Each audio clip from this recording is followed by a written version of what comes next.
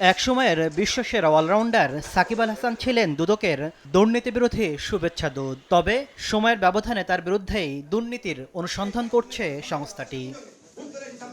শেয়ারবাজার কেলেঙ্কারির অভিযোগে আবুল খায়ের হিরু চক্রের ১৫ জনের বিরুদ্ধে ২৫৬ কোটি টাকা আত্মসাতের অভিযোগে মামলা করে দুদক। এর মধ্যে সাকিবের বিরুদ্ধে সরাসরি ২,৯৫,০০,০০০ টাকা আত্মসাতের অভিযোগ আনা হয়। শেয়ার বাজারে বিনিয়োগকারীদের প্রলুব্ধ করে মার্কেট ম্যানিপুলেশনের অভিযোগে গত বছর দুর্নীতি দমন কমিশনে আবুল খায়ের হিরু এবং তার সহযোগী হিসেবে সাকিব আল হাসানের বিরুদ্ধে একটি মামলা হয়েছিল। মামলাটির তদন্ত চলমান রয়েছে। অভিযোগ তদন্তে দুদকের পক্ষ থেকে গঠন করা হয়েছে committee. Security and exchange commission সহ বিভিন্ন প্রতিষ্ঠানে অভিযুক্ত ১৫ জনের তথ্য চেয়ে চিঠি পাঠায় সংস্থাটি, যেখান থেকে অন্তত ২৫ ধরনের নথি জব্দ করা হয়। সিকিউরিটি এক্সচেঞ্জ বলেন কিংবা সংশ্লিষ্ট যেখানে তদন্তের প্রয়োজনে যেখানে চিঠিপত্র দেওয়ার দরকার, তদন্ত কর্মকর্তারা চিঠিপত্র প্রেরণ করেছেন।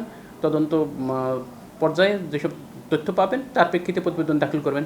এদিকে সাকিব আল হাসানের বিরুদ্ধে দুবাই, যুক্তরাষ্ট্র সহ বিভিন্ন দেশে অর্থ পাচার সহ অবৈধ সম্পদের অনুসন্ধান করছে দুদক।